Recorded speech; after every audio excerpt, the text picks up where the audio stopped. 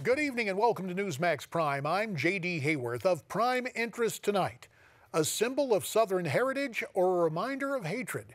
That's a question many are asking tonight about the Confederate flag. The topic came to a head yesterday after South Carolina Governor Nikki Haley called for removal of that Confederate campaign flag from the grounds of the State House yesterday afternoon. A recent poll conducted by Insider Advantage's Southern Political Report show residents agree with taking down the flag, but only by a slight majority. For more on the story, let's turn to Matt Towery of Insider Advantage. He joins us via Skype from Atlanta. Matt, thanks for being here on Newsmax Prime. Sure. Matt, you have your team on the ground, the Southern Political Report poll. What are you finding out, and which is it? Is the Confederate flag a symbol of the historic South or a symbol of hatred? Well, we didn't ask the question which symbol it was, but I can tell you that South Carolina is following a pattern that we've seen in other southern states, such as Georgia, when they changed their flag many years ago.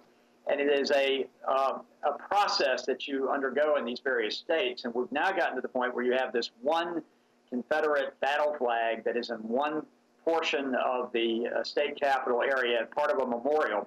And it, of course, did not lower when other flags were lowered because by statute it couldn't be lowered after the shootings. Well, now the governor has made this call, and about 50% of the state say that they want that battle flag emblem removed from the grounds of the state capitol. But another close to 49%, a little bit less than that, say no, they'd like to keep it the way it is, and very few are undecided. So this is not an easy thing for Governor Nikki Haley or those who are supporting it, and they're going to find, I think, as time goes by, that it'll be a tough battle, but ultimately I tend to think these things do end up with these Confederate emblems coming down. Well, it is much closer than I think a lot of the outside world would view it. You have it something like 49, 45%, with a smaller number undecided. But any political decision is a series of steps. And it is worth noting, despite the closeness of the poll, in terms of partisan identification, there is a substantial difference in South Carolina, is there not?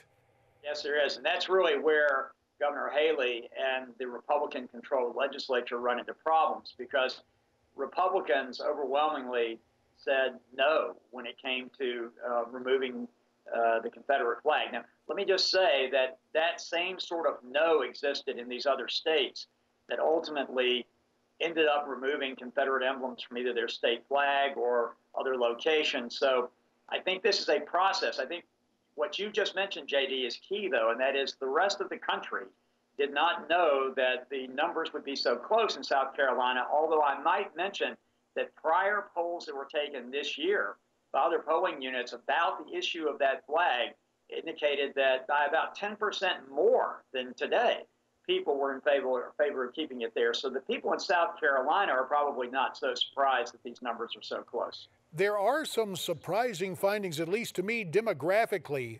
Voters or respondents by age. How does that break down? I don't know. It's very odd, because the older a voter was, the more likely they were to say, take it down. And some of the younger groups, who you would normally think to be the more, quote, progressive groups in a state, were less in favor of taking it down.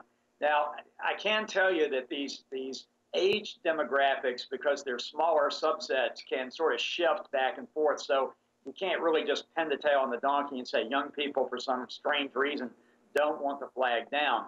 There were some brackets that were higher than others. But I can say in general, I'm getting a feeling that there may be, to those people who are more out in the community and who are more active, there may be more pushback, because apparently there's some undercurrent that we're not seeing going on there that goes beyond the issue of the flag and makes them less willing to move on this issue. And the younger folks, could it be a libertarian streak at work there, do you think? It could. It could. I want to say one thing about South Carolina. It's a great state, but it is an unusual state politically. It always has been.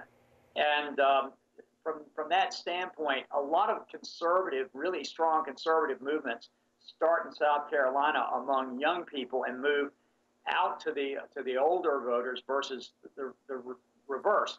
Also, let me note, a lot of the older voters in South Carolina are retired military who tend to be more flexible on issues such as the Confederate flag because most of them are transplants. They didn't grow up in the South. So that may be another part of what we're seeing here. Like I said, I mean, I polled presidential primaries in South Carolina over the years and been involved with things in South Carolina. And so you really have to be careful when you interpret South Carolina, the low country and the coastal area versus the rest of the state.